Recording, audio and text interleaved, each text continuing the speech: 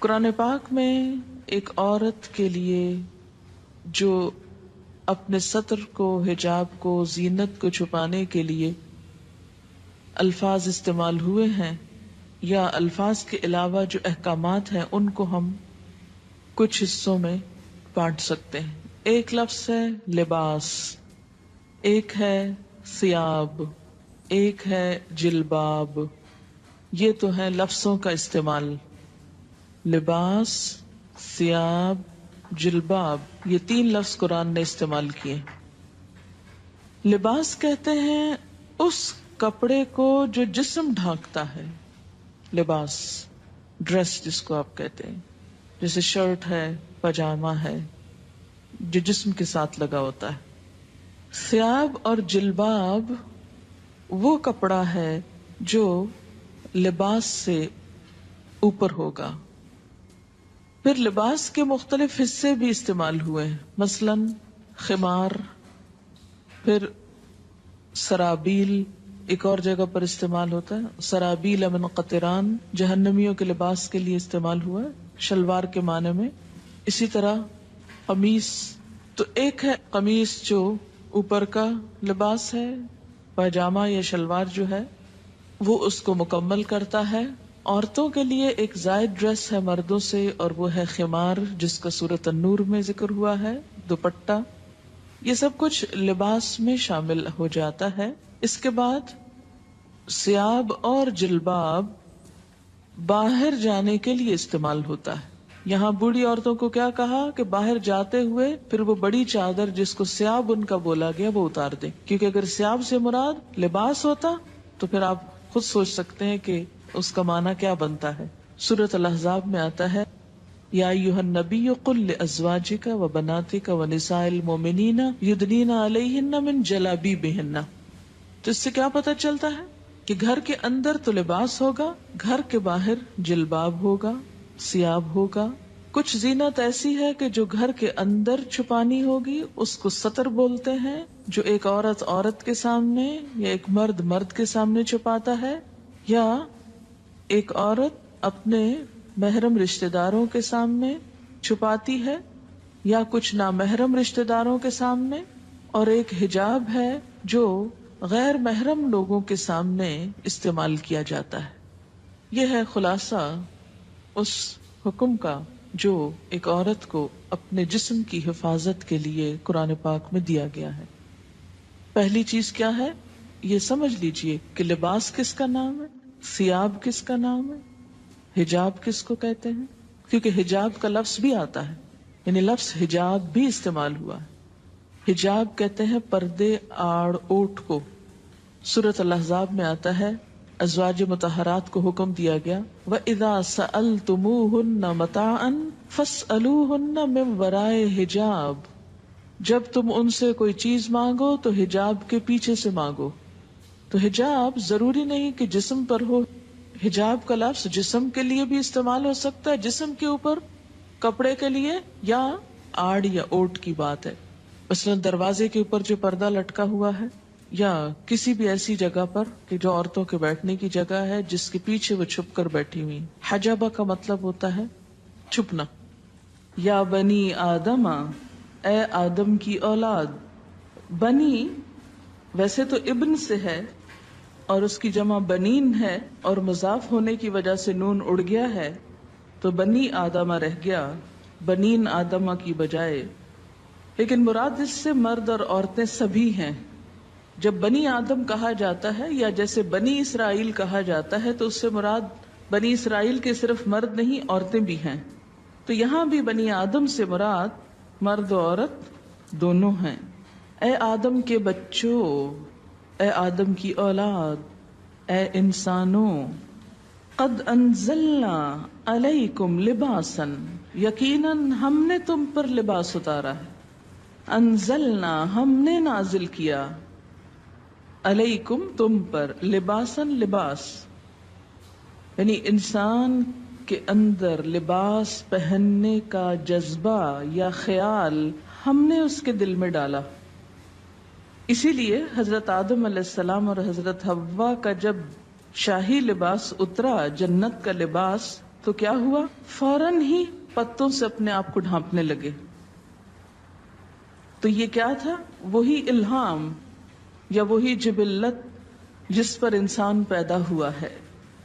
قد انزلنا علیکم لباسا، ہم نے تم پر لباس اتارا ہے. یواری سوآتکم، جس کا مقصد کیا ہے؟ یواری، جو چھپاتا ہے، سوآتکم، تمہارے جسم کے قابل شرم حصوں کو، تمہاری شرم گاہوں کو. سوآت سوأتن سے ہے. لاش کے لیے بھی لفظ پیچھے استعمال ہوا ہے. سو اس کا مادہ ہے، روٹ، جس کا مطلب ہی برا ہے، برائی. وریشا، اور زینت. ریش عربی میں پرندے کے پر کو کہتے ہیں. ریشتن فیدر کے لیے استعمال ہوتا ہے. پرندے عموماً اپنے پروں کی وجہ سے ہی پہچانے جاتے ہیں، اور یہ پر ان کے لیے پہچان کے علاوہ خوبصورتی کا ذریعہ بھی ہیں. اسی لیے ریشا کا ترجمہ زینت کیا گیا ہے. زینت کے علاوہ پر حفاظت کا ذریعہ بھی ہیں، گرمی سردی سے بچاؤ کا ذریعہ بھی. تو یہاں پر لباس کے دو مقاصد بتائے گئے. نمبر 1 کہ وہ جسم کو ڈھانپے، اور نمبر 2 انسان کو حسن بھی بخشے، انسان کے لیے زینت حاصل کرنے کا ذریعہ بھی ہو، خوبصورتی کا سامان بھی ہو. عموماً ہمارے ہاں یہ تصور پایا جاتا ہے کہ اگر کوئی شخص نیک ہے، پارسا ہے، تو اسے کھدر کا لباس پہننا چاہیے، یا بے ڈھنگا لباس ہونا چاہیے، یا اس کے ساتھ خوبصورتی کا کوئی تعلق نہیں. قرآن کی یہ آیت اس تصور کی تردید کرتی ہے. اگرچہ یہ ضرور ہے کہ لباس سادہ ہو، کمفرٹیبل ہو، انسان اسے پہن کر کام کر سکے، لیکن یہ نہیں کہا گیا کہ وہ دیکھنے والے کی شخصیت کو بدنما کر دے. جہاں تک یواری سوآتکم کا تعلق ہے تو لباس کی 2 چیزیں بتائی گئیں کہ وہ شفاف نہ ہو، وصاف نہ ہو. شفاف کا مطلب کیا ہے؟ ٹرانسپیرنٹ نہ ہو. یواری چھپائے. اگر کوئی لباس جسم کو چھپاتا نہیں، یواری کی صفت پوری نہیں کرتا، تو وہ بھی اسلامی لباس نہیں. اور دوسرا وصاف نہ ہو. وصاف کا کیا مطلب؟ اتنا ٹائٹ نہ ہو کہ جس سے جسم کے اعضاء الگ الگ نظر آنے لگے. نہ مردوں کے لیے یہ پسندیدہ ہے اور نہ ہی عورتوں کے لیے. اب آپ دیکھیں کہ یہ جو شرط لگائی گئی، یواری، جو چھپائے. اب ذرا سب اپنے اپنے لباس کو دیکھیں، کیونکہ بخاری اور مسلم کی حدیث ہے، صنفان من اہل النار لم ارہما، آگ میں جانے والوں کے 2 گروہ جنہیں میں نے نہیں دیکھا. ایک گروہ ان میں سے مردوں کے بارے میں ہے، ظالم حکمرانوں کے بارے میں ہے، اور دوسرا عورتوں کے بارے میں ہے. حدیث کے الفاظ ہیں، یہ میرے الفاظ نہیں کہ مت سوچیں کہ آپ یہ کیسی باتیں کر رہی ہیں اور ہم کو یہ ڈرا رہی ہیں اور یہ کہہ رہی ہوں. میں تو کوئی حیثیت نہیں رکھتی کہ آپ کو کچھ بھی کہوں.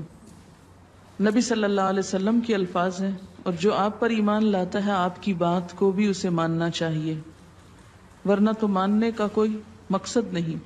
اور اگر ہم چاہتے ہیں کہ قیامت کے دن آپ ہماری شفاعت کرائیں، آپ ہمیں حوض کوثر سے پانی پلائیں، حشر کے میدان میں جہاں اتنی گرمی ہوگی کہ ہر شخص، حدیث میں آتا ہے ہر شخص عطش عطش، پیاس پیاس کی رٹ لگائے ہوئے ہوگا، کیونکہ ہر شخص پسینے میں ڈوبا ہوا ہوگا، جس کی تھوڑی سی جھلک آپ کو ہلکی سی، اس سے 70 گنا 70 ڈگری ٹیمپریچر زیادہ کہہ لیں. سورج قریب ہوگا، کوئی چھت سایہ بھی نہ ہوگا سوائے رحمان کے عرش کے سائے کے، کہ جس کے نیچے مخصوص لوگ جا سکیں گے، ہر ایک نہیں پہنچ سکے گا وہاں. تو آپ صلی اللہ علیہ وسلم اپنی امت کو حوض کوثر سے پانی پلائیں گے، اور جس کو ایک دفعہ پلائیں گے دوسری دفعہ اس کو پیاس نہ لگے گی. ہم اپنے اس لباس میں آپ کے سامنے جا سکتے ہیں؟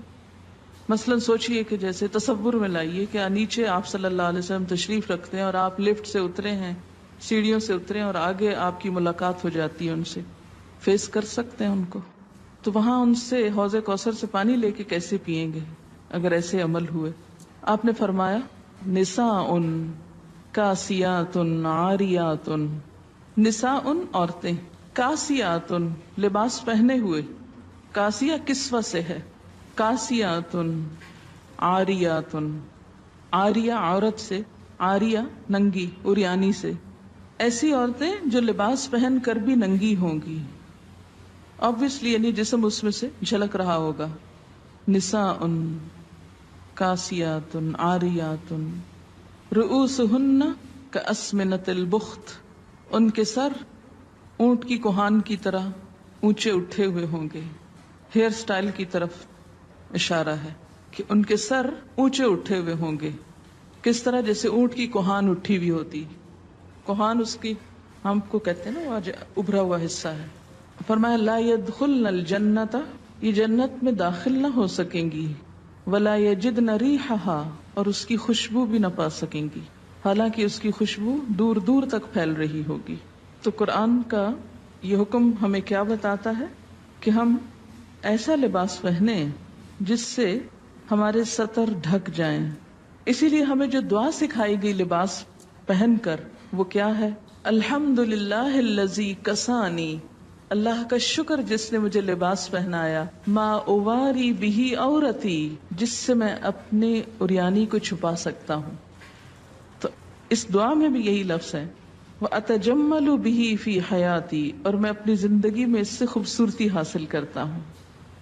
تو لباس کا دوسرا مقصد کیا ہے؟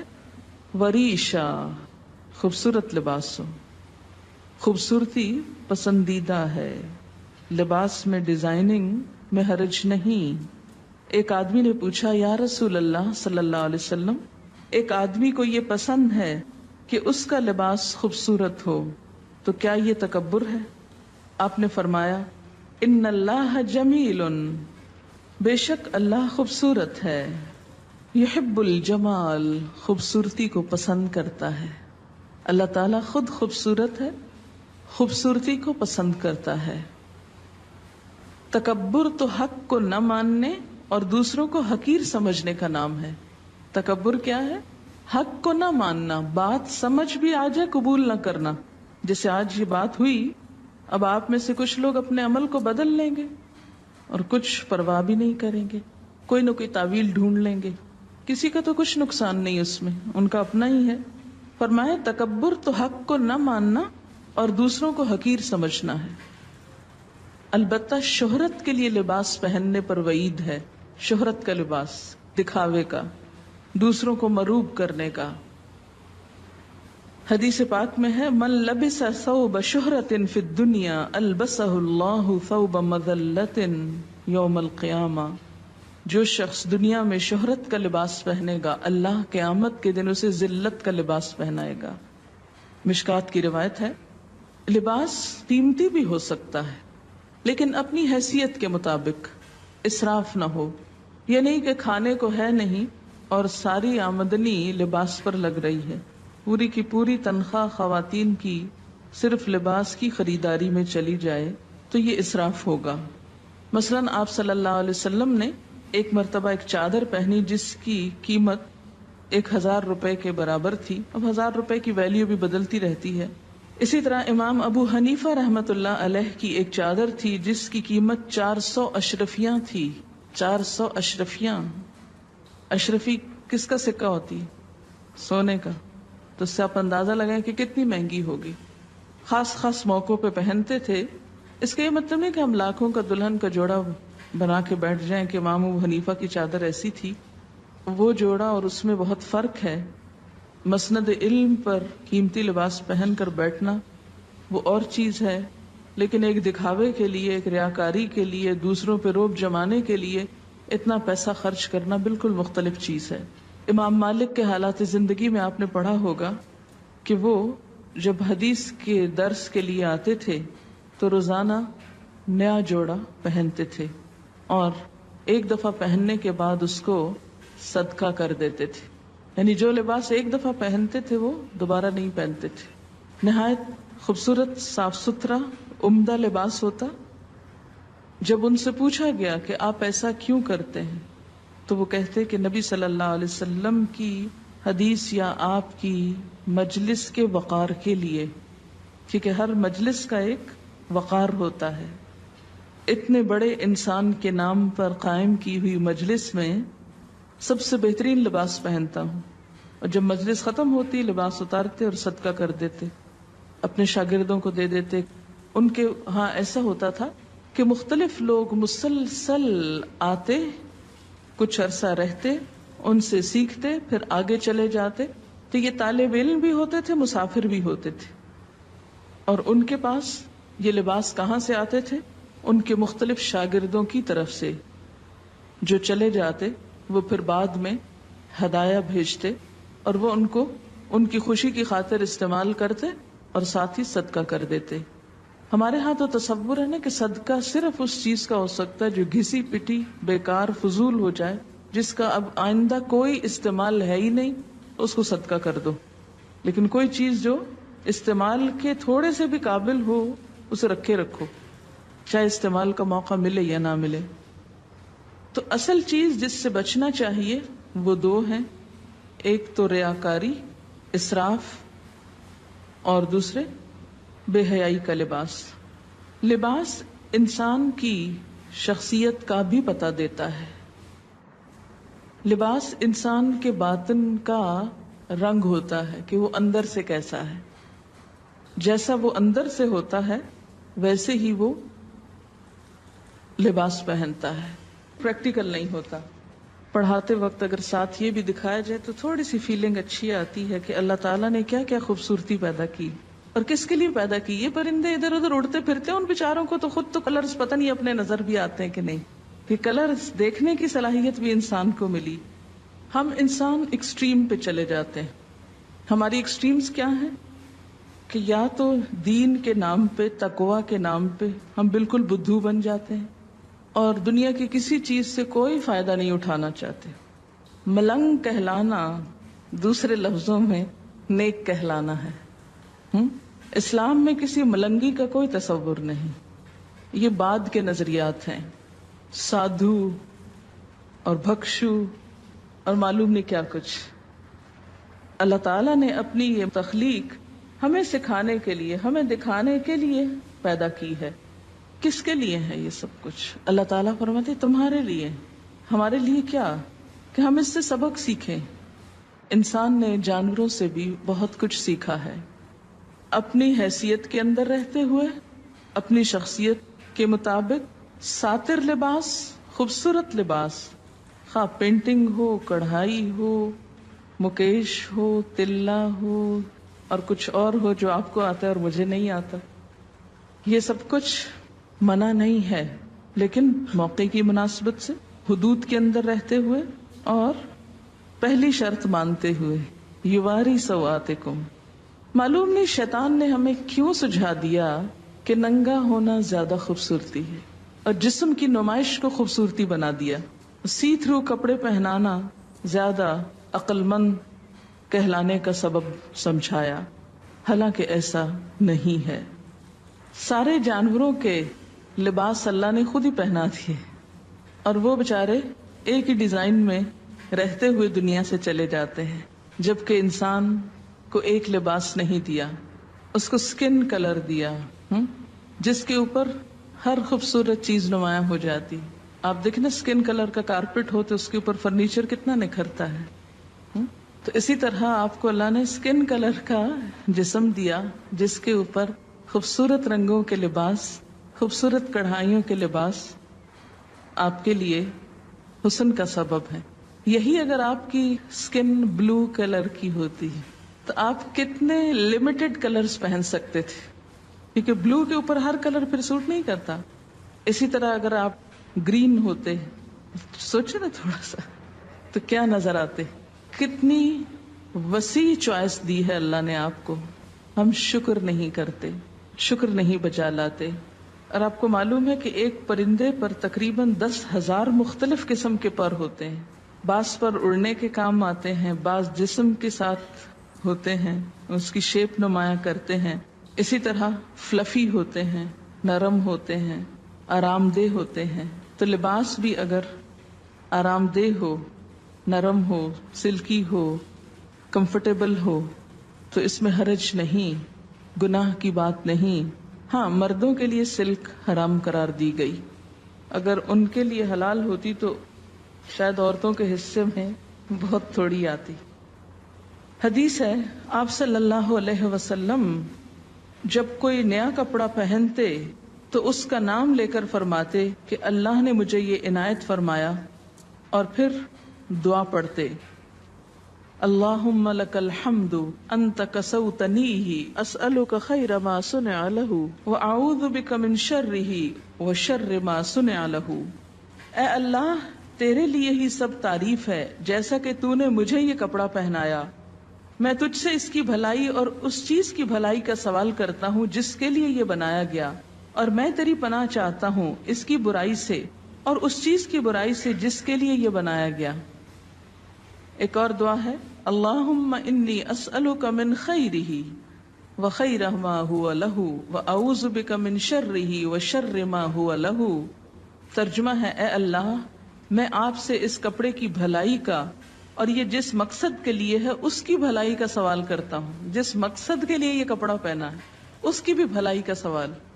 اتنا خوبصورت ذہن موڑتا ہے نا اسلام اچھی طرف. کپڑا پہنو، کسی خاص اوکیزن کا کپڑا پہن رہے ہو، اور ہو سکتا ہے آپ کپڑے تو خوب پہن جائیں اور وہ سارا اوکیزن برباد ہو جائے، تو اس اوکیزن کے لیے بھی دعا مانگی جا رہی ہے. ساتھ ہی اگر آپ یہاں آنے سے پہلے یہ دعا پڑھیں تو اس سارے کام کی بھلائی کی دعا ہو جائے گی.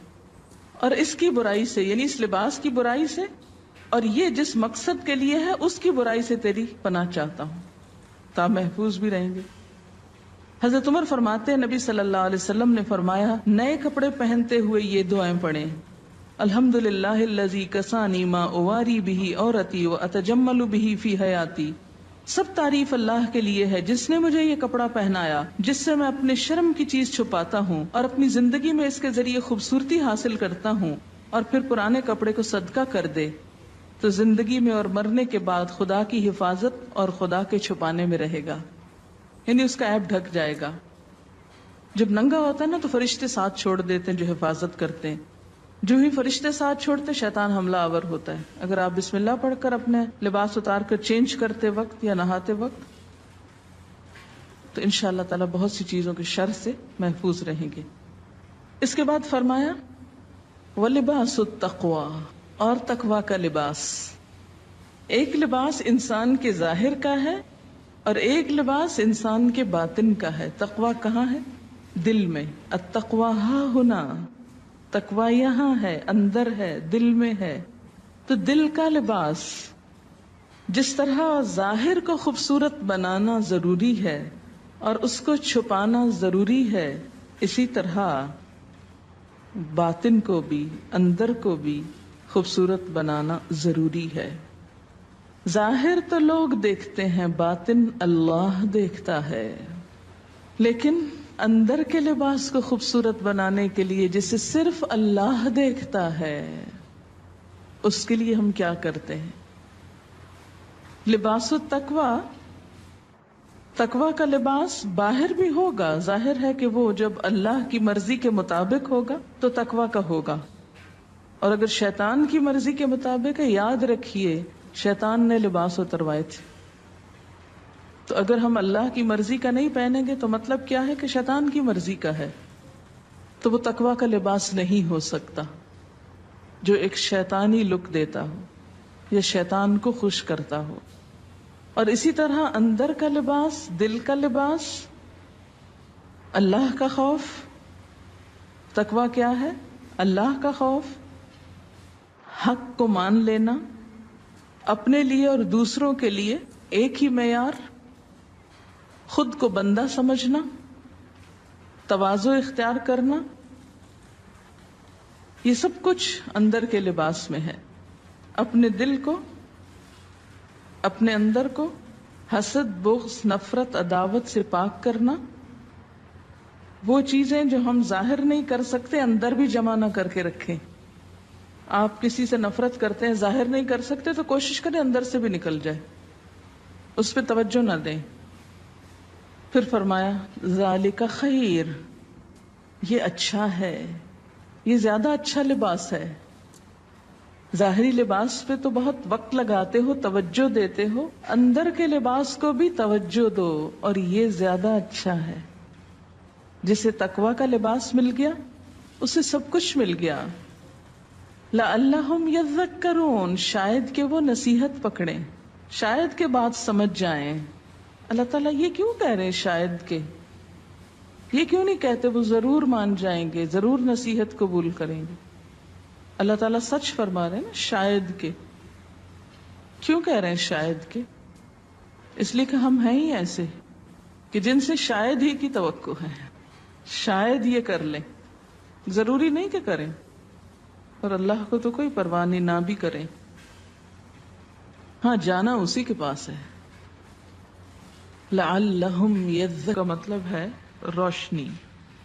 اور اگر سورت نور پڑھی ہی نہ جائے تو روشنی کہاں سے آئے گی؟ اس میں خاص طور پر خواتین کے لیے روشنی ہے، بہت سی ہدایات ہیں. سب سے پہلی آیت ہے سورتن، ایک سورت ہے، انزلناہا، جسے ہم نے نازل کیا ہے، وفرضناہا، اور اس کو ہم نے فرض کیا ہے، یعنی لازم قرار دیا ہے. اس کے احکامات جو ہیں ان سے فرار نہیں. ہاں، وَأَنزَلْنَا فِيهَا آيَاتٍ بَيِّنَاتٍ، اور اس میں ہم نے بڑی واضح آیات اتاری ہیں کہ کوئی کل یہ نہ کہے، بہانہ نہ کرے ہمیں تو سمجھ نہیں آئی تھی کہ اللہ تعالیٰ چاہتے کیا تھے. نہیں، بڑی واضح باتیں ہیں. کس لیے ہے؟ لَعَلَّكُمْ تَذَكَّرُونَ، تاکہ تم سبق لو، تاکہ تم نصیحت پکڑو. یہ لفظی ترجمہ نصیحت پکڑو تاکہ تمہیں یاد دہانی ہو جائے. ذکر بمعنی یاد دہانی. قل للمؤمنین، کہہ دیجئے مومن مردوں کو، یغضوا، جھکا کر رکھیں، من ابصارہم، اپنی نگاہوں میں سے، ویحفظوا، اور حفاظت کریں، فروجہم، اپنی شرمگاہوں کی. ذالکا، یہ بات، ازکا لہم، زیادہ پاکیزہ ہے ان کے لیے. ان اللہ، بے شک اللہ تعالی، خبیرن، باخبر ہے، خبر رکھنے والا ہے، بما یصنعون، ساتھ اس کے جو کچھ وہ کر رہے ہیں. اس آیت میں مومن مردوں سے خطاب ہے، اور اگلی آیت میں مومن عورتوں سے.